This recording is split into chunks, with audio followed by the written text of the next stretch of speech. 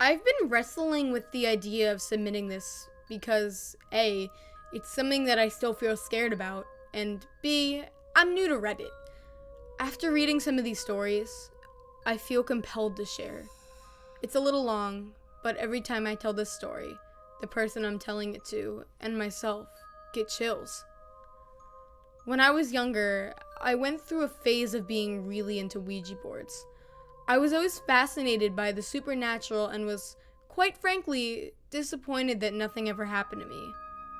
That changed during a sleepover that I attended in 3rd grade. Myself, along with 5 or so other girls from my class, were staying the night at the house of another classmate of ours. Nothing of significance happened until late after her parents had gone to bed. We had played light as a feather, stiff as a board, and Bloody Mary, to no avail, so we had essentially given up on our mission to make contact with the beyond, until one of the girls, who was my best friend at the time, smiled and pulled something out of her bag. It was a Ouija board. The host of the sleepover was instantly really upset and demanded that it be taken out of the house. We asked her why she was so mad about it, but she didn't really have a reason. She just insisted that we put it away or else her mom would freak out. Her mom was really religious, so we just assumed it was a superstitious thing. The girl whose board it was wouldn't accept that as a valid reason to stop, so we started to play. No one except me, the girl who the board belonged to, and the sleeper host really believed. We had asked several questions, and while the pointer did move, they attributed it to me or my best friend moving it. They say that the pointer moved because someone playing it is subconsciously moving it. That could have been true, so we decided to ask a question that I knew for sure I only knew the answer to. I intentionally did not put my hand on the piece to try and prove a point, and the piece started moving immediately.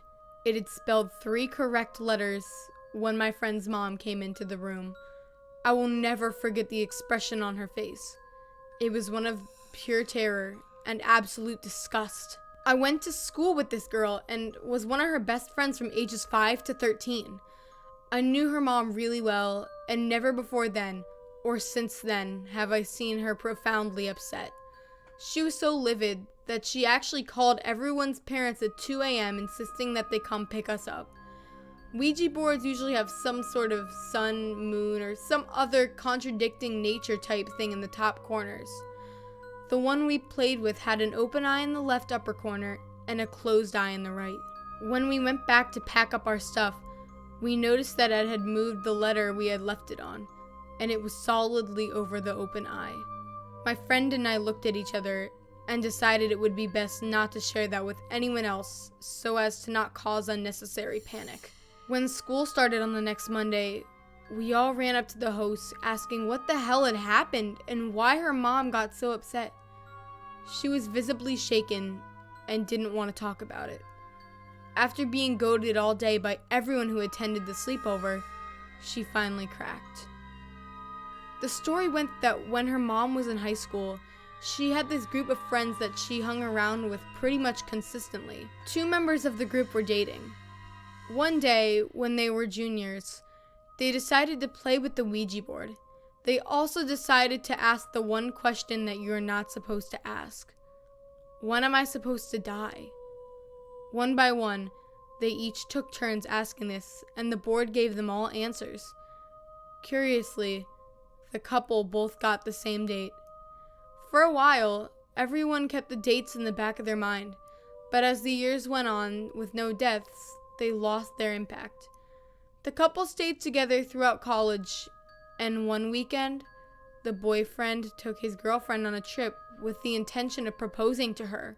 They were both murdered, a murder that's gone unsolved, on the day that the board had predicted they would both die. Now, I have no way of verifying the authenticity of her story, but based on the reaction of my friend's mom and the manner of which my friend retold the story to us, I have no doubt in my mind that it's true. Now, it's been 15 years since this happened, and nothing has happened in regards to the board resting on an open eye, but I refuse to participate in Ouija boards, and I strongly urge anyone who expresses interest not to as well. My brother Max and I have always known about the paranormal. Growing up with a mother who can actually see ghosts kinda takes away all disbelief possible. One night, when our parents were out and one of his friends were staying over, we decided it would be all good fun to do a Ouija board in the house. One of the few things to do with the paranormal our mother specifically forbade us from doing. Our Ouija board was created out of paper by his friend Ashley, and we grabbed a shot glass to go over the paper and set up in the spare room. We thought it would be a hoot. As the 13-year-old trying to act like a 16-year-old so I could hang with my big brother, I was keen as they were. We set it up and connected. We spoke to a little girl who was thrown overboard on a ship for disobeying her father. We spoke to a man who was shot in the woods by someone he thought was his friend. And it was all fun. Until it started to spell out, "You will die," over and over again. Ashley asked who would die, and every time she asked it, it got faster and the shot glass got hotter and hotter. I was shaking Max and panicking, and Ashley was just confused. I stopped spelling and started to point first at me, then Max, then at Ashley, then back to me, then back to my brother, and the shot glass got hotter. We tried to close the Ouija board, but it wouldn't stop. Whatever it was circled, laughed and then went back to pointing. My brother removed his finger from the shot glass. The shot glass shattered. We started to freak. One of Mom and Dad's shot glasses had broken. Ashley laughed nervously about it being really entertaining while it lasted and packed the thing straight into her bag.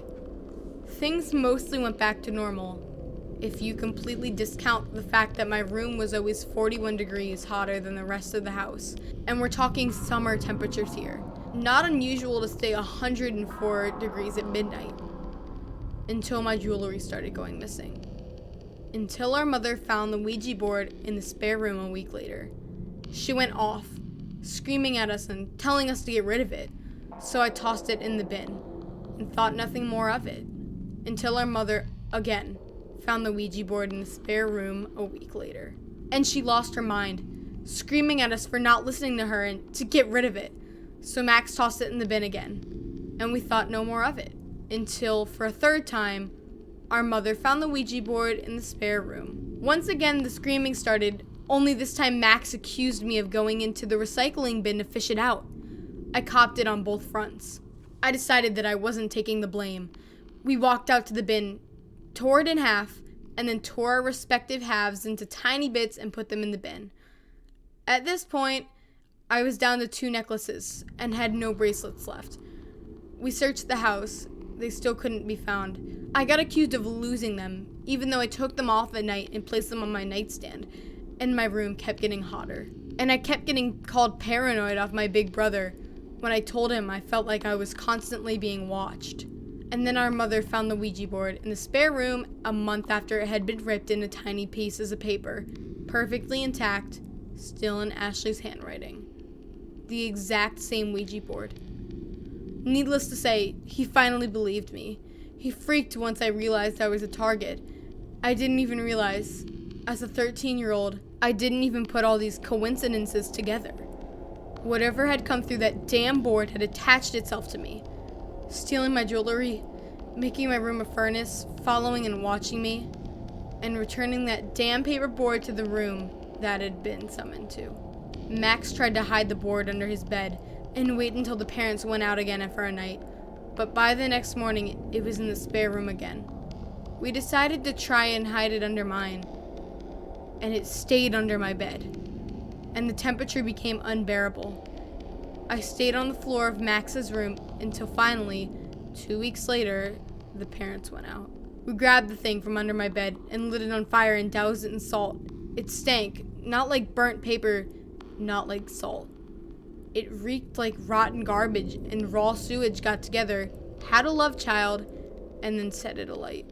And then the nightmare started. First off, the story is about an experience I had using a Ouija board when I was in 7th grade.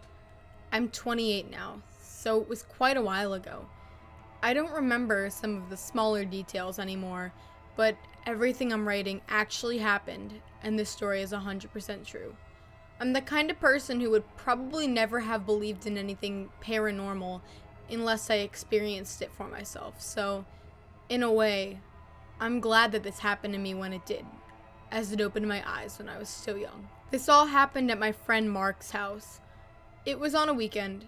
Me and 3 of my friends have been hanging out at Mark's house all afternoon. Mark's parents were going out all night, and they had a rule that no friends were allowed over when they weren't there, so we were all getting ready to leave. Mark's parents were both doctors, and they were insanely strict. He used to get grounded for weeks at a time for the most ridiculous reasons. I remember him getting grounded one time for one of his friends calling his house during dinner time. Needless to say, we were all pretty surprised when his mom came upstairs and told us that we could all stay over there that night as long as we were good. In those days, having a house free of parents was a huge deal, and we were all really excited. Before I go on, let me explain the layout of this house real quick.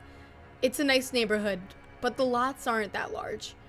A typical garage would take up most of the width of the house. The houses are long. His house had a garage in the front. There was a walkway along the side of the house that leads to the front door, which was in the center of the house. When you walk in, there's a small guest bedroom to your left, and the entrance to the garage at the far end of the left wall. To your right, there's a large, open family room with huge vaulted ceilings. At the far end of the family room was the entrance to the kitchen and dining room area at the back of the house. Directly across from you is a wraparound staircase leading upstairs. Upstairs basically consisted of 2 bedrooms in the far end of the house and a master bedroom above the garage. They were connected by a walkway that overlooked the entire family room/entranceway. Directly above the entranceway was a small game room, which had no doors and connected to the walkway right before the master bedroom. So anyways, after his parents left, a few of us ran home real quick to get a few things. We all lived pretty close and could skateboard home in like 5 minutes. When everyone returned, one of my friends had brought a Ouija board he got a couple weeks before. We had used it one time before, but we were eager to try it out again. We went upstairs to the game room to set it up while Mark locked up the house and turned off all the lights downstairs. When everything was all set up, the house was completely dark, except for the dimmed ceiling fan light we had on so we could see. I honestly can't remember the specific questions we asked or the responses we got, but I do remember 2 brief interactions that went to goodbye before this got weird. By the time we were all pretty into it and the questions were more provocative, I distinctly remember immediately feeling that this was more intense than the previous times, and I was getting kind of nervous. The responses weren't the kind that a typical 7th grader could come up with, even if they were controlling it. What I basically assumed the Ouija board was, up until this point. Questions that could be answered with yes or no would be spelled out, and the responses were more menacing than before. Everyone was getting scared. You could see it in their faces, but nobody wanted to act scared. Then my friend Brad, who had been asking most of the questions, blurts out, "Prove it! Do something!" There were a few seconds of pure silence. Any sound whatsoever would probably have scared us to death. Just as though I started to feel relief, there's a gut-wrenching screech from the cat down below, directly below us, followed immediately by the sound of shattering glass on the tile floor. I can't explain the fear I had at that moment. Everything was blurred for a moment. The next thing I remember, we were all huddled up in the back of the game room. All you could see outside the room past the walkway was the top half of the stairway leading upstairs from the entryway. We watched those stairs for what seemed like 15 minutes without saying a word. At some point, we decided we had to go check out what had happened. We all grabbed whatever makeshift weapons we could find. I think I had a pencil, and slowly made our way downstairs as a group. When we got around the corner of the staircase, the first thing I saw was the cat. It was still hissing, back arched and scared to death. It was on top of a cabinet about 10 feet from the stairs. At the bottom of the stairs was a giant puddle of water and shattered glass. It was one of those snow globes. The ones that are about the size of a small watermelon and weigh easily 10 to 20 pounds. As soon as I realized what it was, then it hit everyone that this very large, heavy snow globe that had been on the cabinet where the cat was standing 10 feet away from where it was smashed on the floor. Before this could even sink in, music started playing in the kitchen behind us. At this point, I'm literally so scared that I'm numb. We all ran into the kitchen and turned on the lights. In the middle of the counter, in the middle of the kitchen, is one of those Santa Claus toys that shuffles around and sings a song when you turn it on. Mark runs up, grabs it, and starts flicking the power switch to try to turn it off. It wouldn't turn off. He frantically hit it against the counter, and when it still wouldn't turn off, he threw it as hard as he could on the ground. I know this probably sounds ridiculous, but when the toy broke, the battery cover flew off, and the toy had no batteries. The next thing I know, we were all upstairs in Mark's room, door locked, praying. Nothing else happened after that, but needless to say, Mark got grounded when his parents came home to that mess.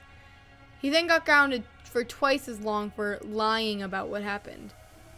In a way, I'm glad I experienced this, but there is no way I would ever use a Ouija board again in my life.